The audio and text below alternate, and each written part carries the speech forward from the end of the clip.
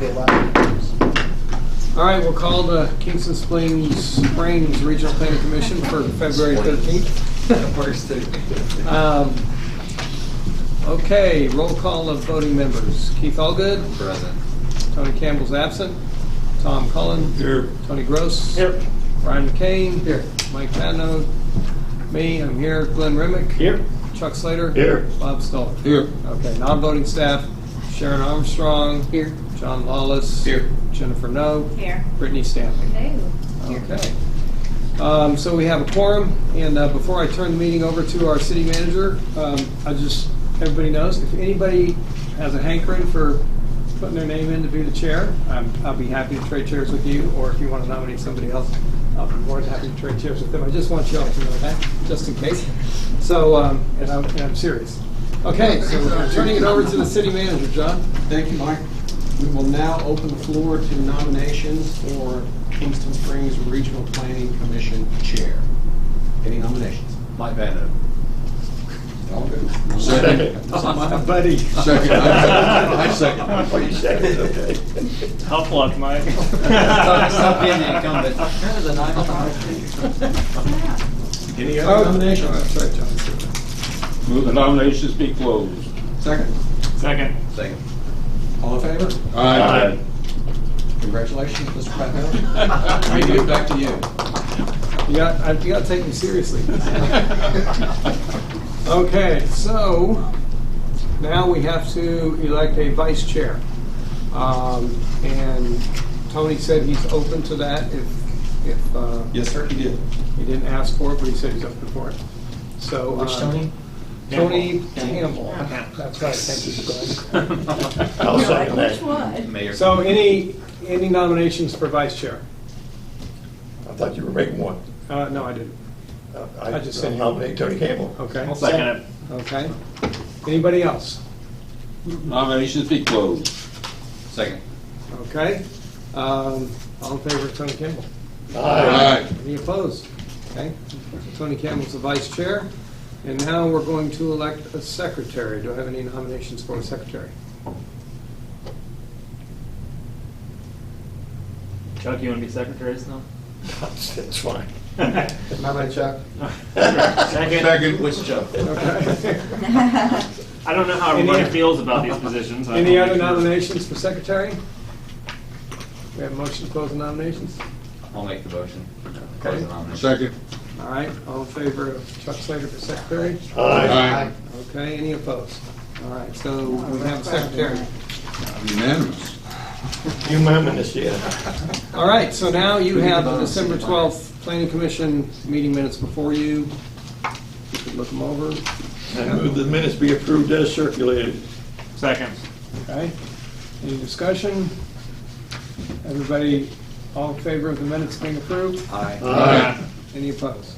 Okay, so the minutes are approved, and you now have the meeting agenda before you as well.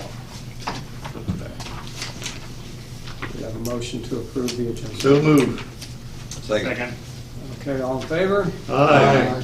Okay, so the agenda's approved. So we have item 1 of old business, the subdivision regulations update. Who has that? Sure? We, as you know, had a series of meetings and outreach for the community for several months through the process of comp planning and zoning and ordinance and subdivision updates. John and I will be meeting on the 27th of this month. We're going to start the process of looking at the zoning ordinance. We're going to take the comments that came out of the retreat for the commission. Some issues that have presented themselves in the community over and over and over again, and try to put together a brief for you with recommended revisions to the zoning ordinance, which will in turn form the subdivision regulations because they're tied together in some areas. And we anticipate having those ready, John, would you say by the April planning Yeah, commission? March I think would be too soon. April's a good target. I think April will have some proposed revisions. Some of the things that come up are traffic study perimeters. Other things that come up are requests for VRBOs, vacation rental by owner, or those types of rentals. Other things that have come up are looking at various areas that we can do a PUD overlay on for potential development in the future. So we're going to start that process, and in the hope that we make it easier to read, interpret, and more accessible while we go about doing this, so that the document itself is not so convoluted for people to understand. Having said that, we'll try to get the first draft of that to you by April, and give you time to absorb it, read it, comment on it, and then you will be a recommending body to the commission for that. That's all I had, Mr. Chairman. Okay, thank you. Any questions for Sharon on that? Okay, so under new business, item A is C, development and permitting authority to Cheatham County Building Department for the Dunvegan property, which is, you have in your packet, map 99, parcel 189, Old Brush Creek Road. And we are to make a recommendation to the City Commission. So, does anybody want to present that information? Okay. We have a gentleman who has purchased a 55-acre farm. In your packet, you'll see this map. It's laid out. Part of the farm lies within the city, part of it lies within the county. It does lie within your gross boundary. And you can see the pink line that identifies this section above the pink line is in the city, the section below the pink line is in the county. At some time in the past, the county issued permits for development on this property that lie within the regulated flood area. There is a pool, there is a barn, and there is a pool house that has at times been occupied as a residence. The new property owner is the owner of Dunvegan. Dunvegan is exactly as its name indicates. He owns a business that caters to vegan clients. His intent is to operate a farm. So the complications for us, and I think the city attorney and I have differing opinions about the use of this property. We have a sprinkler ordinance that has no exceptions. And we have had that come up in planning commission meetings for probably over a dozen years, off and on, for development. There are no exceptions for lack of water. The nearest water connection to this property is 2.5 miles away. My second concern with the city maintaining development on the city side of the line is that we don't allow any development on a parcel that contains flood area, which would put him in the position of having to subdivide. My third concern with us issuing or having control over development with this property is that we don't have a pure agricultural zone. We have a residential zone that tolerates some agricultural activity. It is his intent to construct a house, move his family there, and operate a row crop farm that has livestock, which we also don't allow in our R1A zone. And that's the use that he purchased the property for. We have farms that exist here, I saw. Yeah, oh, no, that's. But we don't have, 3 acres of. if they were to try to establish a brand new farm today, we don't have that within. So the options for this gentleman, it also has never been taxed in the city. The city has never collected any tax on property that lies within the city limits. It came to my attention when he went to the county to pull a building permit to construct a house, and that's when they informed him that a portion of the property lay within the city, which then produced the question, where do you want to build the house? Which then produces the question of what are you going to do with the land? So all of that led to that discussion.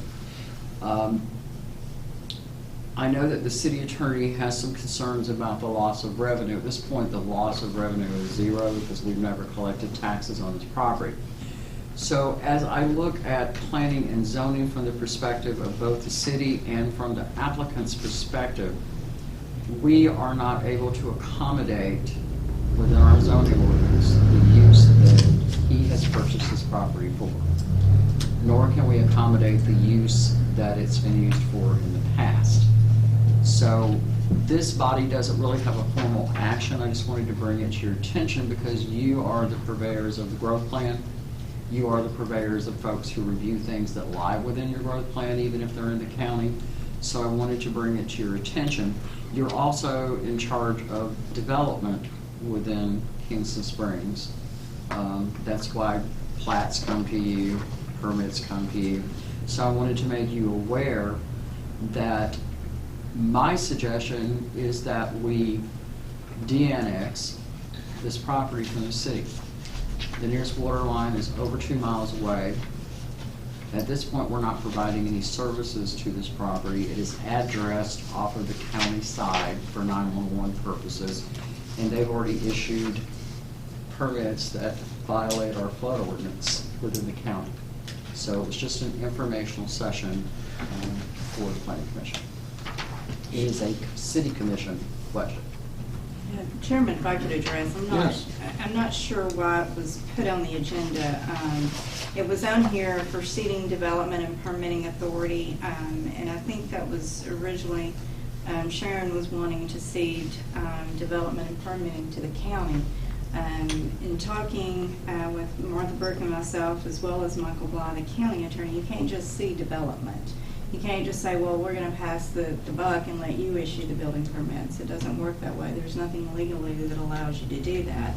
So I guess that's maybe why it was put on the agenda, but really your only option is to de-annex it, and that is outside of the Planning Commission's purview. That would be something that would have to go in front of the board as a whole. So it's really up to the Board of Commissioners as far as what they want to do with this property. And so then, Jennifer, thank you. Would you say, there's also no recommendation required from the Planning No, Commission? there's not. So Not it per would be statute. strictly a city commission item. It's a city commission item if they want to de-annex this property, and then of course if that happens, it's totally outside of your urban growth area. So from a planning commission perspective, you would have no control over it whatsoever. And is the county portion here already outside of the urban growth area? So it's interesting, if you look at the tax map for the county, the line is in a different location. So there's some discrepancy in the maps. If you look at the county, the line's like much further down here. And so there is that discrepancy, and it appears, I'm not sure why it's never been taxed, but I think it was a mistake on the county's perspective. So, you know, I think it's going to be on the agenda for the county commission, or for the city commission at this next meeting. And, you know, there's... Can I make a comment or two? When I saw this item on the agenda, I started looking. And the name Donovan, or Dunvegan, I think was the name of his father's farm someplace. But if you look at the assessment map, it shows a horse barn on there. But if you look at the West Globe Farms website, it shows it as a wedding venue, conference venue, farm-to-table stuff. So obviously he's got great plans for using that particular site for a lot of other things other than farming. It also has a runway on it. So I assume Mr. Andrews uses it to fly out of, That's fly what it looked to, like to because me, he's was a runway. immediate. Will Andrews is his partner in WAC Construction, and Andrews owns the property immediately adjacent to it. Which lights on either? If I may, Mr. Cullen, Mr. Andrews no longer owns the property. It's Well, been look at purchased. the assessment shows that he owns the property immediately adjacent to it. May have changed. Does. Okay. I researched who purchased the property. It's a recent acquisition by Jody Cummings. And Mr. Cummings has taken over, my understanding is, from talking to the Secretary of State, the He's the old owner. Dunvegan name, LLC. But as far as who's involved or not involved, all I can do is report to you what he's relayed to me, which is he intends to run a row crop and farm operation for vegan food on property. Is he going to abandon the airport site he's got there? Pardon? Is he going to abandon that grass runway he's got for that whole extends the length of the property as you go down Brush Creek Road at the bottom of the hill. You'll see it on your, That might be the only flat piece of property on that yet, where he might grow his, Flat plays on put his it. crops, so. Hmm. It may be. And it's interesting if he has livestock, if it's a vegan farm. Yeah, I was thinking the same thing. They I can't was like, even what eat kind of eggs. livestock is They can't vegan? even eat eggs, yeah, so. all it's an right. organic farm. So this Oh, is, okay. an organic farm. Yes. So this is just a non-issue, it's just It's information. non-issue, there's Okay. no action before this. Okay. FYI. Thank you. So, new business item B, preliminary plat, development plans, easement agreement, McPherson property, East Kingston Springs Road. Also within your packets,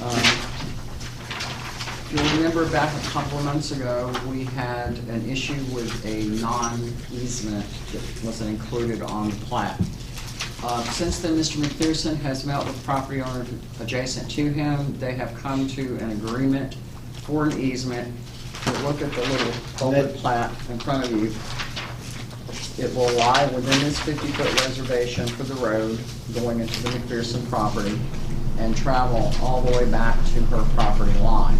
It's Catherine Also- Downs we're speaking of, correct? Pardon? That's Catherine Downs we're talking about? Yes, Ms. Downs. And within the agreement that they have, he has agreed to improve beyond this section of road to her property.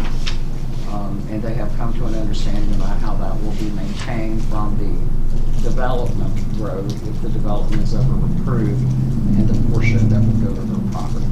So they have come to an agreement. Her concerns that she expressed when she was here in November have been resolved. And Mr. McPherson has provided a copy of the easement agreement and the revised plat, and is requesting approval of a preliminary, we're still at the preliminary plat stage, so that this can be recorded for her in order to give her that easement access. There is a driveway to the left of the Fortress of Storage. Where does that driveway go to? Isn't that not? That driveway is also used by Ms. Downs at this point. I think when they put the storage facility in, it's my understanding they prepared a road for her, because at that point, Mr. McPherson was already filling and grading on his property. He destroyed whatever easement she had on his property. Is that to be closed? I have no idea what her agreement with that or the agreement with the planning commission. John, could we pull those development plans for the storage facility? Yes. And look and see if you approved one. Traditionally, what happens with those, if it wasn't included in the plans, then you never knew it was there until it happened. And since I was not on board, John was not on board, well, I think Jennifer was on board when that happened either, none of us are aware of how that was done or whether or not it was a formal easement agreement, or they simply just plowed road and allowed her to use it. But regardless of what she's using now, he can't take away her easement on his property, because you have to look at it like a building or any other appurtenance on a piece of property. He can't just cut it off because he wants to. So he has corrected the deficiency on the deed. The surveyor has surveyed in the portion to be abandoned. They have reached a written agreement that has been filed with the registrar's office in Cheatham County. Brendan Boyd forwarded all those documents to the surveyor, who then produced this preliminary plat. I just, when I think of the back of that, I don't have a photographic memory, but it seems like it would be really hard to get up over the back of this property, is it? I guess it goes, the road goes, huh? So it'll fit. She's agreed to it. You are correct that it will be, but they're not done with grading yet. We stopped them in final grade, if you'll remember, because they had to dig out all the fill on the property that was not sorted. So they are at the point now where they're accepting just on phase one, the front of the property to the right, proposed road, clean dirt and rock. A tremendous amount of grading will still have to be done according to the grading plan, but they can't move forward until they bring that complete set of plans in and we work with that agreement with the planning commission. So right now, they're still in fixating what happened before mode. So do we need to do anything with this at this You point? do. If you'll remember, we revoked, the planning commission revoked the previous preliminary plat because it did not contain the easement. So this preliminary plat is up for review. Okay, so the motion then would be to approve this preliminary plat with the easement added in. So moved. Second. Okay, any discussion? All in favor? Aye. Any opposed? Okay, so that passes. So then we just have discussion only items, there's 4 of them. John, are you going to walk us through these, or Sharon? Sharon has certificates of, Okay. You all get a pretty little piece of paper to put, this is your training for the year. So maintain that. John will have a copy in your file. Mr. Remick, 2 ends, that's okay. that's for your You didn't sign required CEC training for the year of 2019. Pedros. It's very different. By the way, you all passed your exam. There was only one wrong answer, and I think the answerer probably had the right idea in mind. It's dense stuff to get through when you're talking about all of those planning models. Mr. Slater. Thank you. You're quite welcome. Mr. Cully. What's happened to the last 10 years worth of these things? Never got one of them. Oh, yeah, I've given them to you in Cheatham County. I've delivered them to you. Well, you were on the planning commission here, but you've gotten them. I started electronic copies of all of them. I can do everything. It's in my nature. Mr. Alvarez. Mr. McCain. Did I get one? I think so, You did. today. Ms. Snow. Oh, thank you. Mr. Wallace. And this one, Are you gonna press? if you remember, Bob Sanders came to all trade meetings and requested to get CEC, so we made one for Mr. Sanders. So you are now relieved of your obligation for 2019. It will start, clock starts again in 2020. So while you're thinking through things, in general, if you have any topics you'd like to discuss, now would be a good time to suggest them so we can chart a training.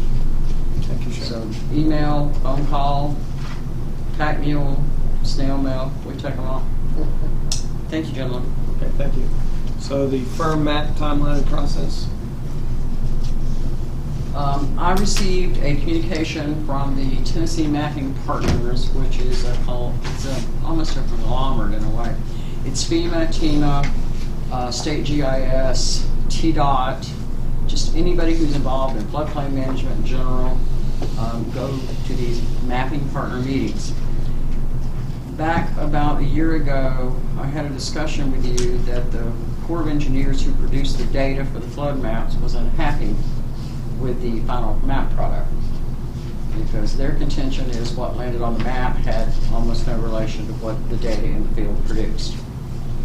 So they registered a complaint with FEMA, who in turn forwarded that complaint to the contractor who produced the maps. So it was determined by FEMA, Mark Vieira, who is the Region 4 engineer for FEMA, that some money would be set aside to re-examine the data and potentially produce some new flood maps. It is my considered opinion that if they produce new flood maps, the flood areas will increase because they decreased in some areas from the maps in 2010 to the maps in 2018. I've spoken to Phyllis Cole, who is the district floodplain manager engineer, who does all the regression models for free and services all the counties in her district. Her unhappiness with the maps was expressed very bluntly. So you can look forward to sometime within the 2020 year getting proposed new maps, and I would strongly advocate that the Planning Commission as well as the City Commission receive copies of those maps and we can review them. Who caught the errors? Is it internal? Who caught the errors? Was it internal? It started with a project in Peter, and it started with a project where a gentleman wanted to construct a barn.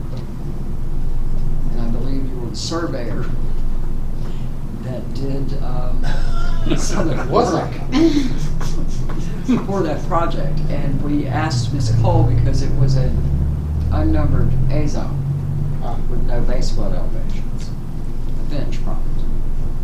The who? The Finch property. Oh. And when Phyllis attempted to run the regression model, which is what you do for an A zone because they don't have any base flood elevations established, engineering stuff, 101. she noticed a huge discrepancy in what she was showing on the map as opposed to the data that was produced by her office. So that started a dialogue between her office and the national office and FEMA, which then trickled down to regional. So we're all just going to get to have fun again. So new maps coming. Yes, sir. Fortunately, I think by the time they get them produced and distributed and commented on and reviewed on and put out in the newspaper and out in the public, I will be long retired.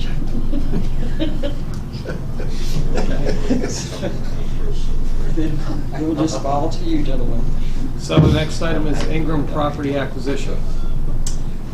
We had an initial meeting with Mr. Ingram, his attorney, his engineer, who is also the engineer for the Golf Club of Tennessee. Mr. Ingram has acquired 500 acres adjacent to the Golf Club of Tennessee. The good news is it's on a bluff. The other good news is it's a really big project. The downsides to that are going to be how are they going to develop it. So we had a meeting with them. I suggested to them that they apply for a PUD with this planning commission so that gives you some control and some flexibility. If we think about the golf club, it originally started in the county. The city inherited it from the county. Over the years, development has been somewhat piecemeal. It comes in one thing or one building or one little section at a time. We've had discussions about flood areas, rebuilding, all of those things over the years. So my suggestion to them was to create a master plan with all the little things that they desire on it so that we can begin to review it as a whole rather than looking at one little section at a time. So they anticipate, I spoke to Mr. Hooper, the engineer, he anticipates having a preliminary application for concept review, a preliminary vision for the property. He also anticipates filing for a PUD overlay. So, part of the complication with golf clubs is that they are considered agricultural uses by the state of Tennessee. They're insulated by state statutes that insulate agricultural activity because of the greens that are involved in the maintenance of those greens. However, having said that, clubhouses, bars, cabins, comfort stations, and other buildings are not considered agricultural uses. So it's a blended sort of quagmire of regulatory frame that you have to get through in order to review their development. So I've suggested to them that they apply for a PUD, bring us a complete concept of what they would like to do, and then begin the process of doing that. They anticipate a 5 to 10 year build out. They are anticipating it will not belong to the Golf Club of Tennessee. My understanding is Mr. Ingram will hold the property separately. We'll hire the Golf Club of Tennessee as a management firm. His concerns expressed by his attorney are if they sometime in the future part company, Mr. Ingram and the Golf Club of Tennessee, what effect does that have on his property and its approval? So those are all questions that need to be addressed by this planning commission. Okay, do you have any idea when we'll be seeing that? He indicated that in a couple of weeks, and I spoke to him late last week, that he would have a preliminary draft of how they see this come forward. It was a well-attended meeting. Mayor Gross joined us, city manager, and numerous people representing both entities. Okay. So do we have any idea what the development's going to include? I am sorry? Do we have any idea what the development is going to include at all? It's a residential. Stations. It'll it'll include a golf course and some For a associated. golf course, Yeah. and everything goes with the golf course. Support services for golf club. There have been, as there always is when someone attempts or starts to acquire property, there have been a couple of discussions, my understanding is, with the JECD, Economic Development Division, and I think they anticipate that this will be a blended development They anticipate hiring a world-famous golf course designer. They anticipate pursuing a professional tournament status at some point. They also Well, that's perfect then. tend to, well, I think the LPGA tour that they had here somewhat sparked interest as well. And they had a Well, yeah, it wasn't LPGA, I don't think. it was just It was Is there any relationship at all between this and the Cummings property that we talked about earlier? none. It's right across the street, you know. It may lie, but no one has mentioned Mr. Cummings to us at all. With regard to something that you said earlier, where there was the operation of an event venue on this property, just so you know, those types of operations are considered added value to farming. And there are several of them in existence in the county. One of them is the Adelaide. It's a working farm, but it also is an event venue. It's becoming, there's one in Jolton, a very large one. There is another new one in Ashland City that was done by one of the county commissioners that is a working farm and an event venue, so it's really Does that fun. include selling T-shirts and hats and all the accoutrements there? Because they're for sale on that website. Unfortunately, well, I don't know if it's, I'm not going to make a personal commentary on that, but there are 16 separate state statutes that insulate agricultural activity, and it's very, very loosely constructed and defined. As an example, what Leslie does on the land over on Highway 70 is agricultural because she grows things and sells them, but she also has an event venue. So it started as a kind of rollout from Farm Aid in the 80s. How could farmers sustain themselves when they're not making enough money farming? The Tennessee legislature has adopted 16 separate provisions within the state code and statute that insulate them. And just, you were asking about the airport, there was a case in Houston County that brought that about. The gentleman was giving plane rides over his cornfield to make money. And so the state legislature legitimized that. Then he started having large music festivals. And the appeals court said, no, that's not a farming activity. So then they added that to farming activity. So it's a very dense body of legislation. My only point is that if Mr. Ingram is going to develop that property, it's going to be obviously a high dollar. Now we have another 400 acres. You talked about Cummings property and the Andrews property immediately adjacent to it. That could increase substantially in value if they proceed with the development of what you're talking about now. I would absolutely agree that it could. My understanding is that Mr. Cummings has only purchased a portion of that acreage. 55 acres is what he's Yeah, he paid purchased. $3.7 million for that 55 acres too. He did. He That's did. first class price. As we move forward, and again, I don't know how to address your questions. No, it's not, I'm just saying, putting it out for information to those who are going to have to do something. I anticipate that the golf club, in partnership with Mr. Ingram, sees itself as a very competitive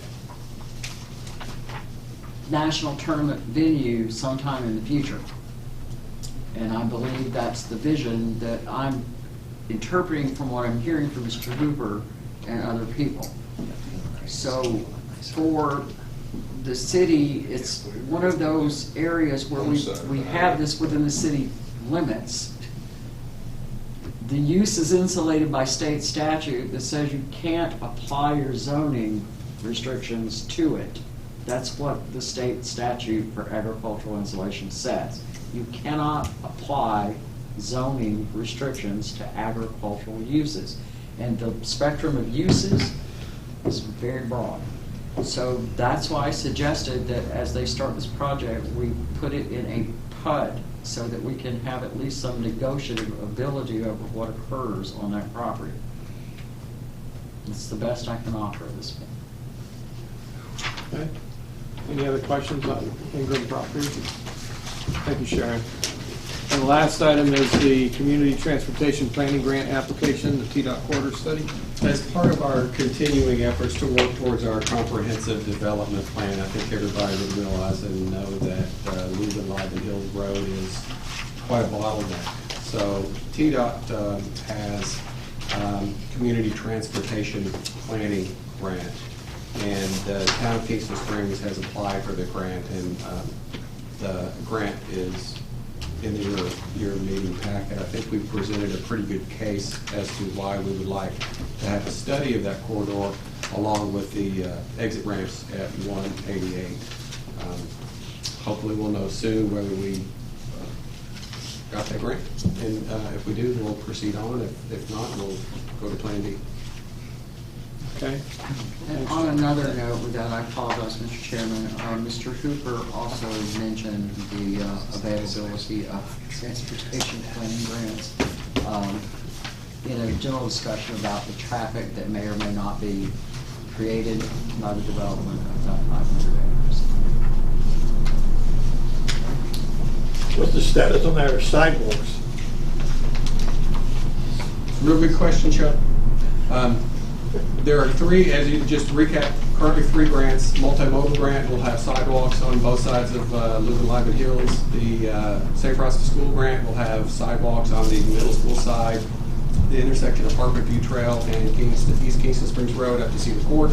And then the TAP grant will follow that with sidewalks along the rest of Harvard View Trail and then back down to East Kingston Springs Road to meet the existing sidewalk. The multimodal grant and the Safe Routes to School grant are both primarily on the same schedule. They are passing through the right-of-way phase. We have worked through the utility relocation plans. As soon as TDOT approves the last bit of information that we are trying to get from our engineer, we will be able to look forward to a letter to proceed to construction and then a bid process, hopefully within the next month. TAP grant is probably a good year behind that. Okay. Any other items, any other questions? I would like to suggest that as we put together our next training session, given the England property acquisition, that we may want to look at a training model for state statutes as it relates to agricultural uses. That would be good. Sounds good. Okay. Any other items? Got a motion to adjourn? Motion to adjourn. Okay, all in favor? Aye. Okay.